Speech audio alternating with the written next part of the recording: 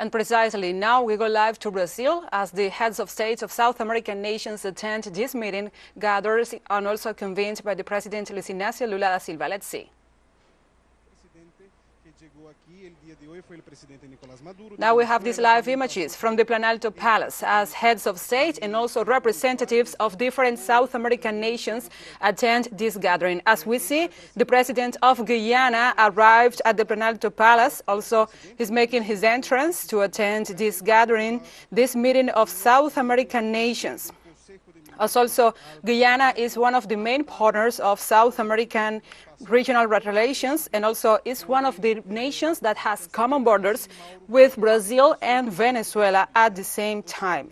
Finally, the president of this nation, of Guyana, made his entrance to the Planalto Palace where the heads of state of South American nations are going to attend this gathering.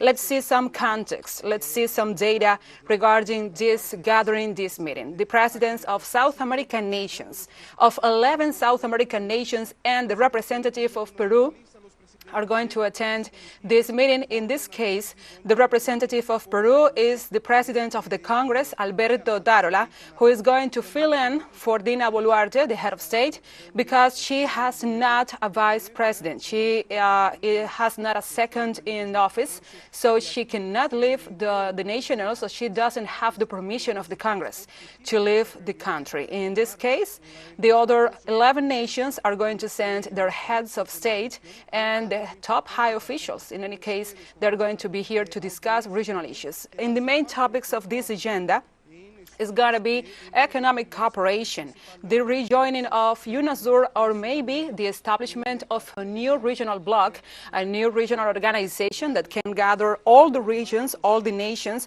and also can make a bloc that, in the dream and in the words of the president of Brazil, Luiz Inácio Lula da Silva, is going to be able to emulate the African Union or maybe the European Union. His dream, his premise, his foundation for this gathering is to consolidate a regional bloc that is able to trade among them, to cope with inflation, to can maybe restart some of the main cooperation agreements they had in terms of health, in terms of education, agriculture, economy, energy, and in terms also of technology, because let's remember, South America has a great potential to exploit some resources, and also with Bolivia with the lithium reserves and Peru with lithium reserves, South America is becoming one of the main niches of these resources, of these possibilities to develop technology, to develop batteries, to develop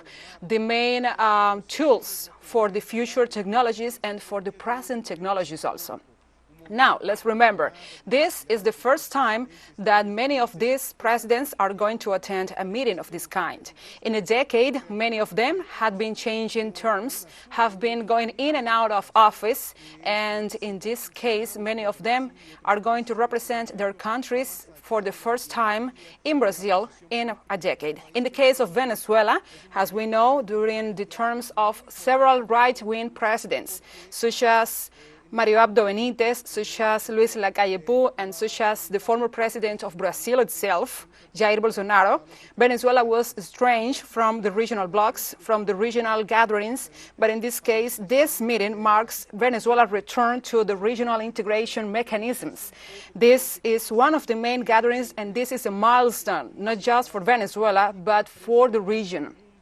The presidents are going also to face this shift of power, this shift of political guidelines that had been reigning in the region. Because now we are going to see the president of Chile, Gabriel Boric, who is a progressive president.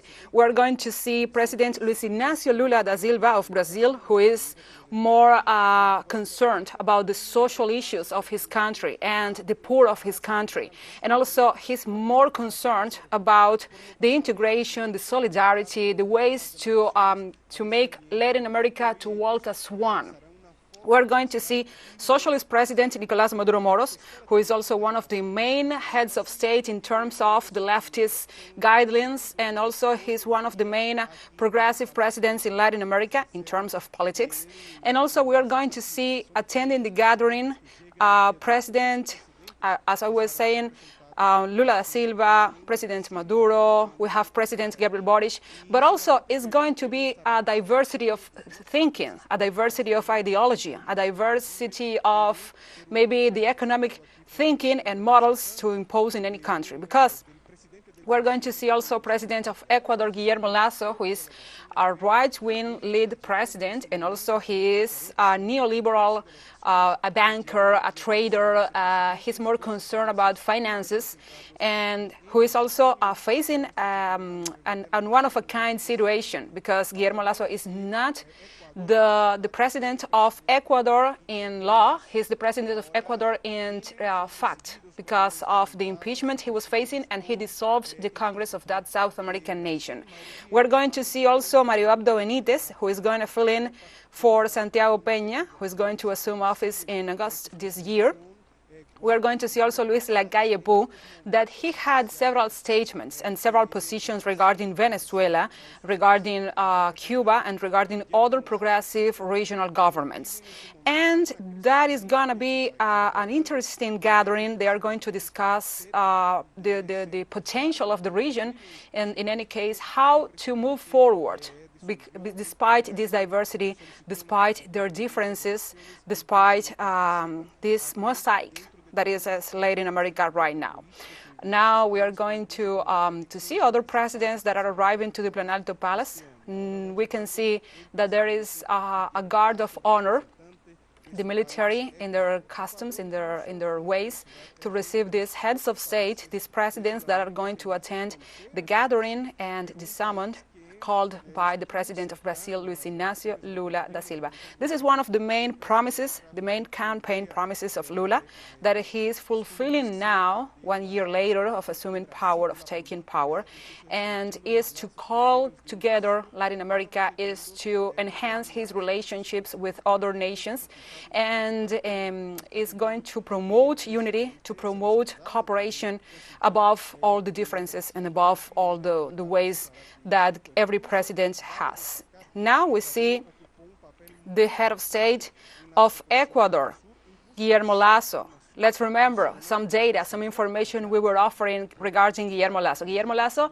has been facing several ups and downs during his term as the head of state of Ecuador. He has facing violence. He was facing nationwide protests. He was facing also the discontent of several sectors. He imposed several states of emergency to militarize his nation. And he was faced with protests because of the social sectors, the workers, the students, and the indigenous people. But Guillermo Lasso, as a resource, as a last-minute resource, dissolved his Congress, dissolved the legislative branch of his government, the counterpart of the executive in Ecuador, because they were impeaching him. They were conducting an impeachment trial against him. So this was his silver line.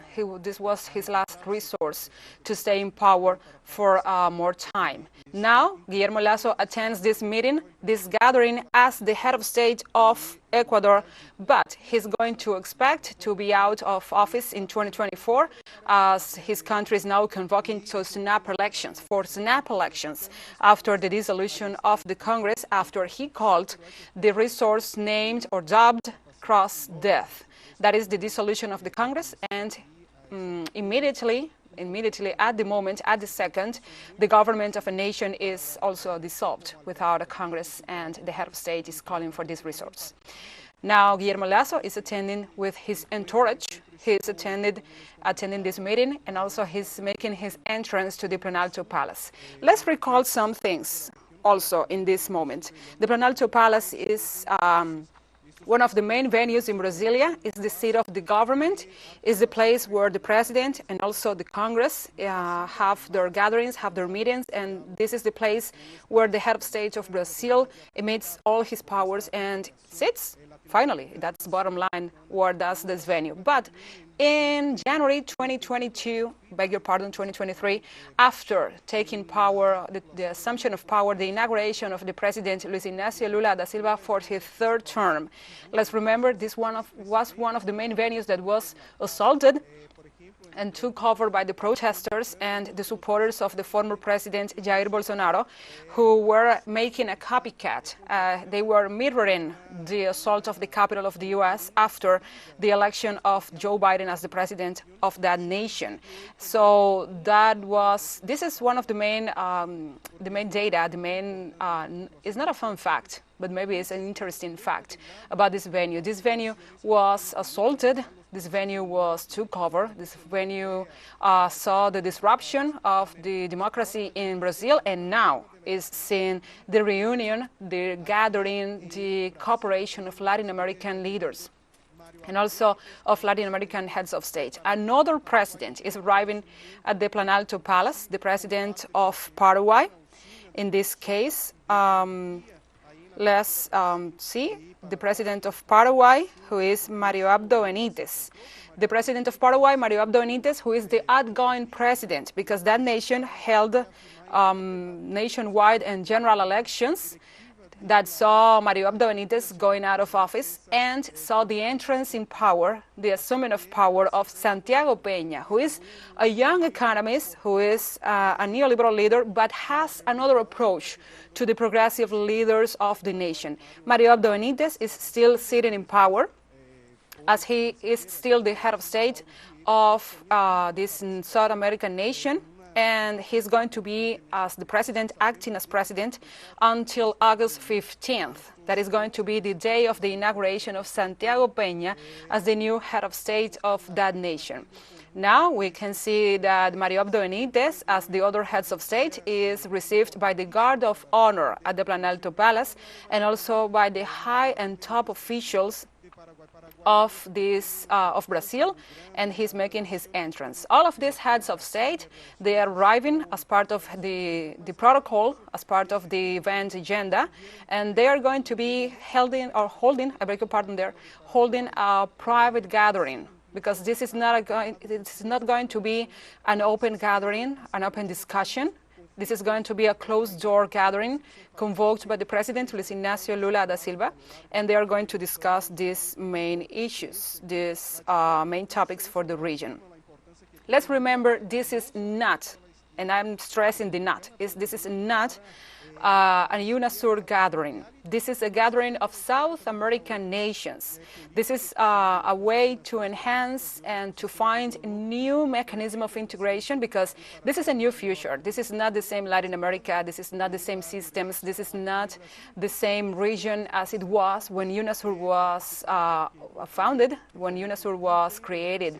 UNASUR had to see the fallout of several members that went away, that went strange because of ideological issues and ideological differences with its main base and its main representatives. In this case, this is a new gathering that is trying to reinforce the possibilities of the region, the potential of the region, and also to see a new reality that is marked by new trade ways, by maybe the digital currencies, by the conflict in Ukraine, that is also one of the main political events and the political facts, historical facts, that is going to be affecting not only that region, Eurasia, but also Africa and mainly Latin America. Let's remember, Brazil is one of the main trade partners of Russia in terms of agriculture and fertilizers. So the military operation in Ukraine is affecting directly Brazil's economy, and is affecting directly also, as in the domino effect, all the South American economies, all the South American nations. Maybe one of the main nations that is affected is not only Brazil, but also Colombia. Okay, one of these closest neighbors that also exports agricultural tools, agricultural elements like seeds, like fertilizers and others. Now, as we see, the Guard of Honor is standing still, is waiting for another head of state to arrive. Let's remember, or let's recall some of the main aspects of this gathering. Let's recall. So there are going to be 12 representatives of the 12 South American nations that comprehend this region. In any case, there are going to be 11 heads of state and just one representative for Peru. That is going to be the president of the Congress of Peru, Alberto Tarola. He's going to fill in, as we were saying, for Dina Boluarte. Dina Boluarte is the appointed president of Peru. She took office after the Congress removed Pedro Castillo from office and held him prisoner, held him captive at Lima, Peru, and she is appointed by the Congress to be the head of state until the term of office concludes of the former president Pedro Castillo. But she is the appointed president. She has no vice president, so by law in Peru she can't go out of the country. She can't move out of the national borders. So her, the president of her Congress, the president of the Congress of the Nation, Alberto Tarola, is going to attend for her this gathering, this meeting. Peru, from a politics of integration and from a politic of solidarity with some nations in the south of America, conducted by Pedro Castillo. Let's remember that Pedro Castillo wanted to restore relationships with Venezuela, and he showed willingness to cooperate with other neighbors such as Colombia, such as Bolivia, and such as Argentina. Let's remember and let's recall that those policies went from intending to be solidarity or intending to be cooperation or cooperative, and they move away to the other pole with Dina Boluarte. And now she is estranged from Venezuela. She broke ties with other nations and mainly with one of the Central American nations that is also calling for gatherings like this and solidarity like this, that's Mexico. Now, Dina Boluarte has a hostile policy towards Mexico and towards its president, Andrés Manuel López Obrador. Now let's talk about possibilities.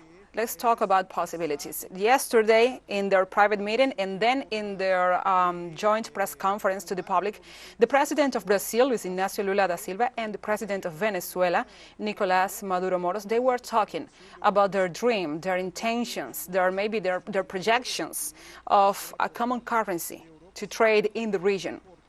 Let's recall that that could raise possibilities, that could raise economic development for the region, because not to use the American dollar, the US dollar, not to use the euro, but to use, for example, a common currency for Latin America will enhance regional economies, will enhance the trade with Caribbean nations, will enhance the power for this region to trade with others like the African Union or maybe Eurasia or maybe the US.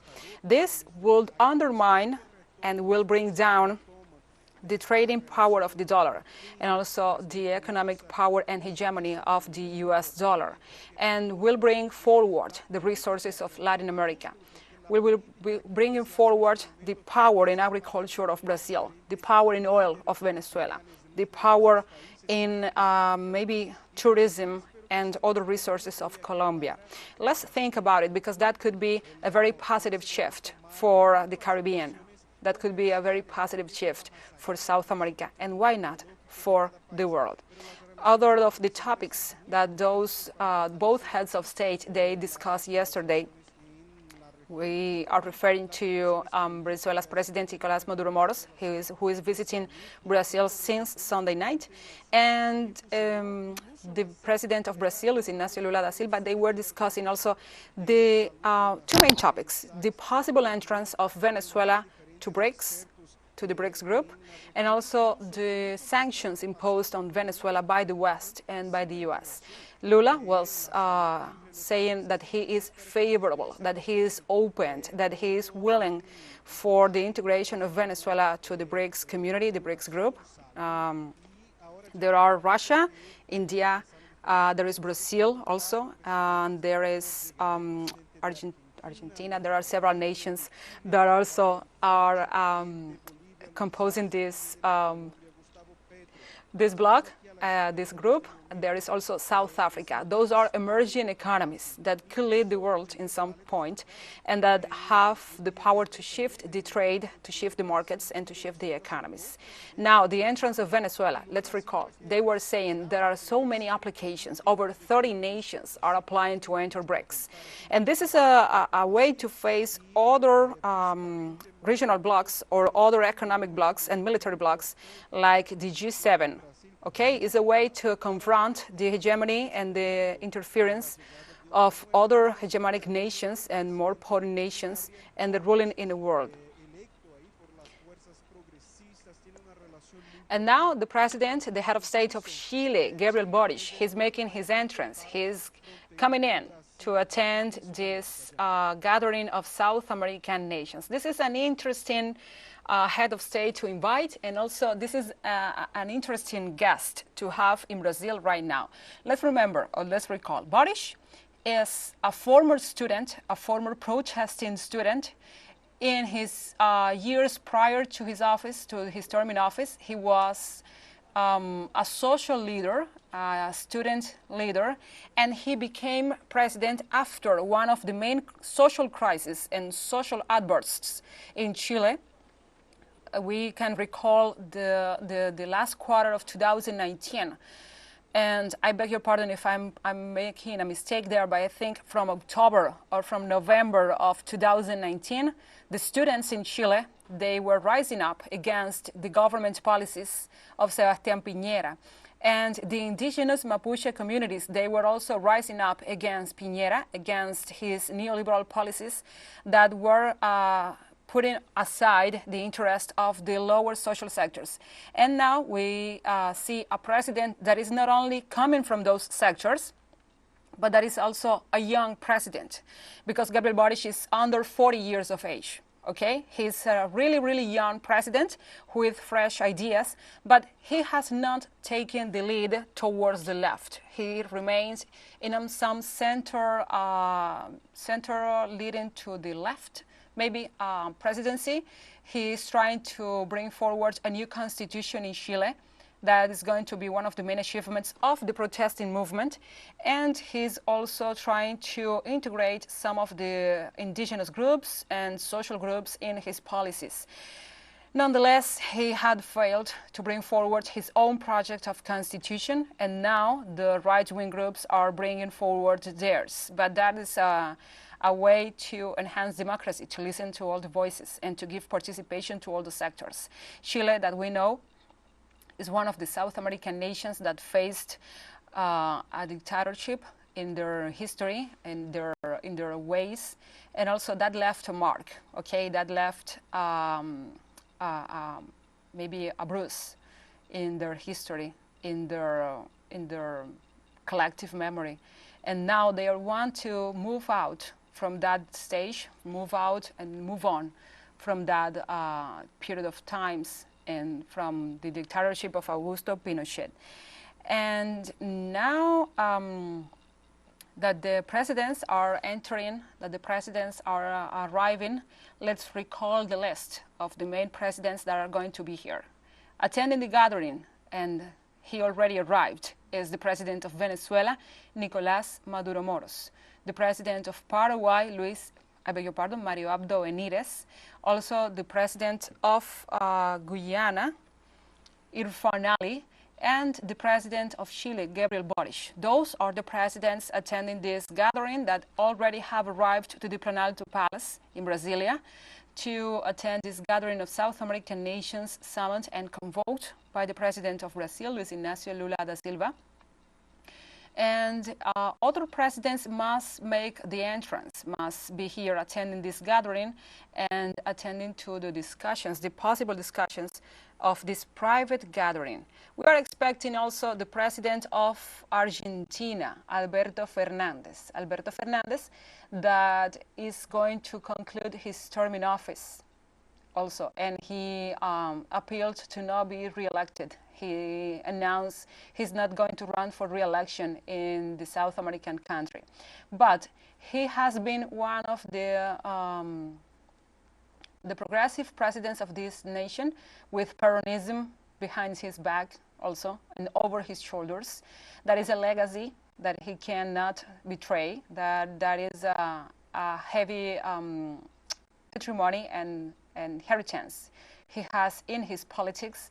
And Argentina is facing a hardship or a hard economic situation with inflation, with the IMF doing deals, with the distorted policies of Macrismo, and with several smear campaigns and several undermining campaigns against the government of Alberto Fernandez, and especially the attempts against the Vice President Cristina Fernández de Kirchner that last year in September suffered an homicide attempt against her.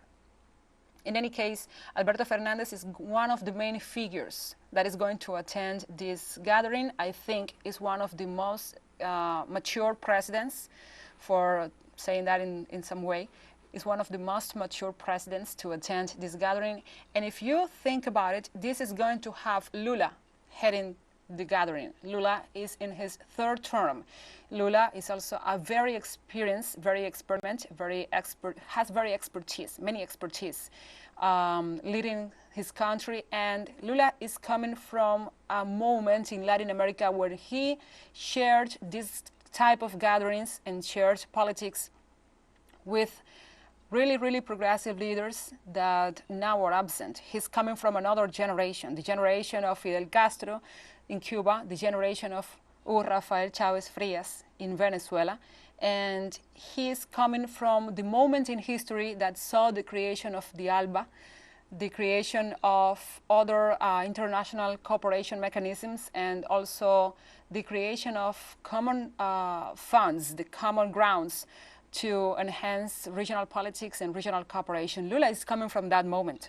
And for me, it's not a surprise that Lula is trying to replicate, is trying to mirror, now with a new reality, those mechanisms and those ideas and those ways they had. Latin America was standing strong back then. Latin America was in an economic uprising back then, and in a fraternal uprising in that moment. Now Latin America faces political diversity, faces more attacks, but also faces a new reality. And now we have one of the most experimented, most mature presidents, that is to say, Luiz Inácio Lula da Silva, having a gathering with a middle range of presidents that have other ideas, that have other ideas, and not only that, maybe other intentions. And there is the president of Venezuela, Nicolás Maduro Moros. There is presidents like Mario Abdo Benítez, like the representative of Peru, Alberto Tarola. Those are different ideals, different ideologies, different people, different nations, different ways.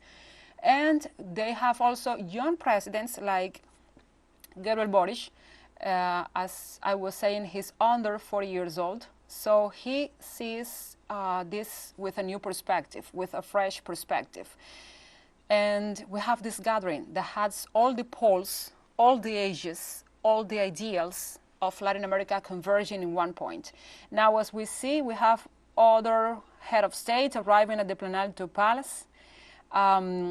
Every president is coming with an entourage and is received with high honors by the guard of the Planalto Palace, the military command that is receiving every president and every representative that is attending this summit.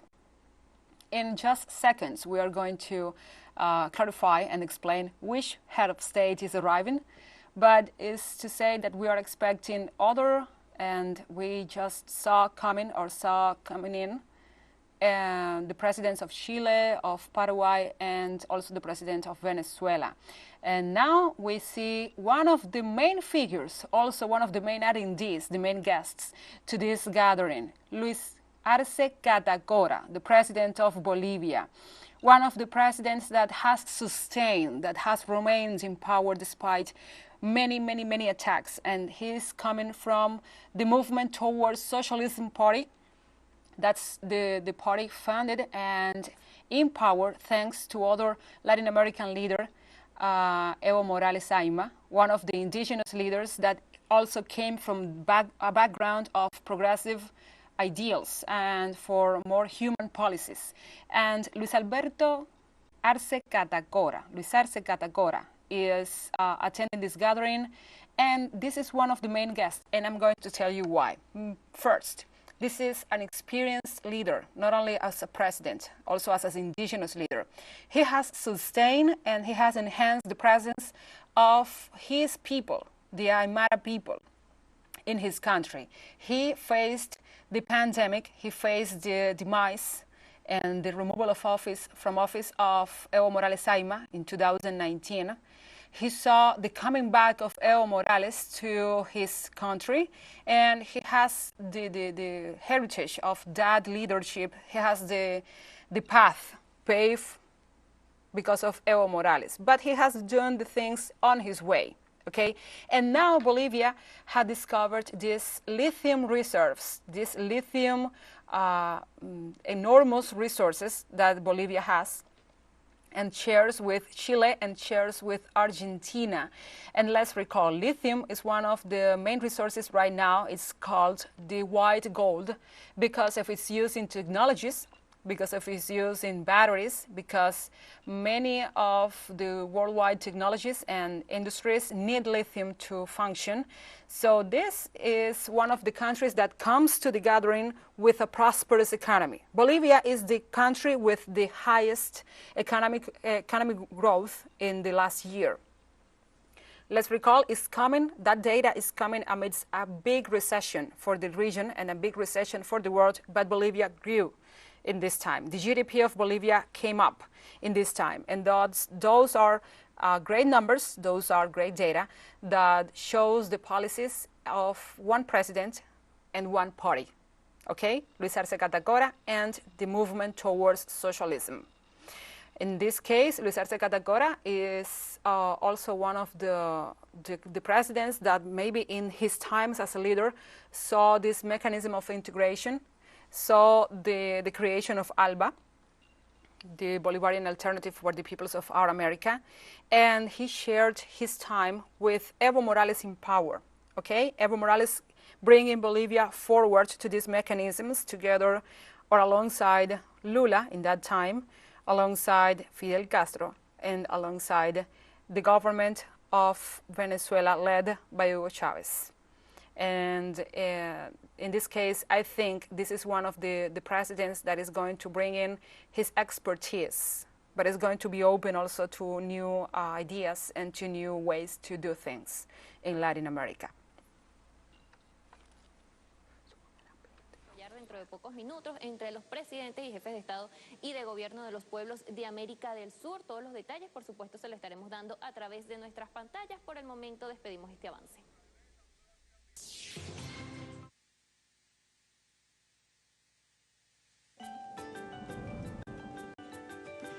Ya regresa Buena Vibra.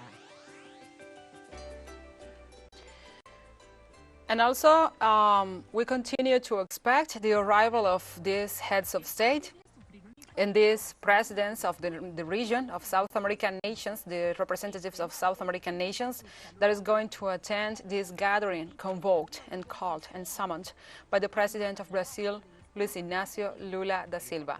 Let's recall, already arrived the president of Chile, Gabriel Boric, the president of Venezuela, Nicolás Maduro Moros, the president of Bolivia, Luis Arce Catacora, the president of Ecuador, Guillermo Lasso, and also the president of Guyana,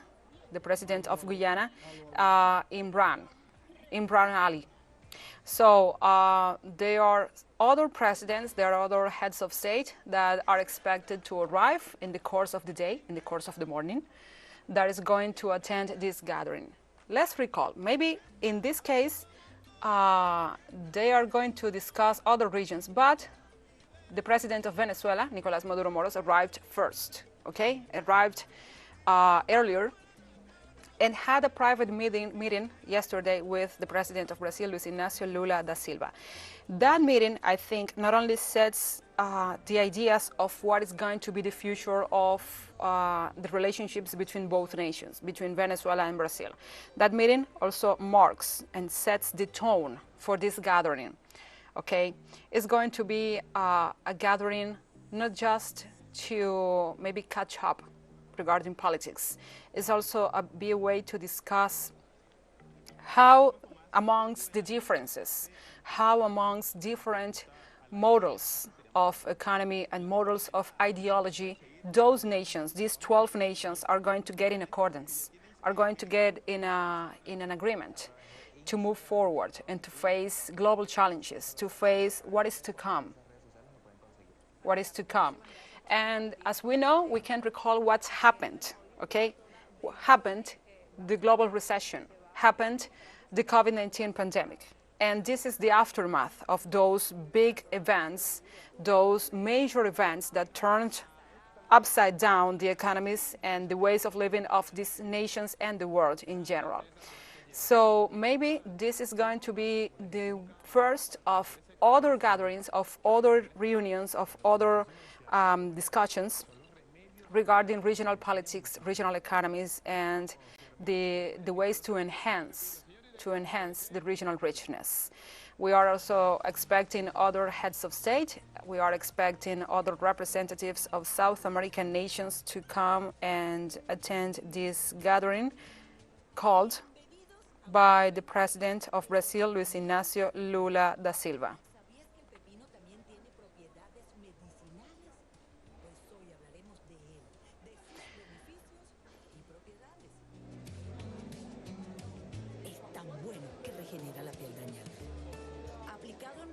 Sobre nuestros ojos, nos refresca evitando irritaciones, protege nuestras células contra el cáncer, regenera el metabolismo, aporta minerales a la sangre, regula la presión arterial y los latidos del corazón. Su consumo en ensaladas y en jugos nos ayuda a tener una buena salud. Nos vemos en una próxima edición de Los Relojes.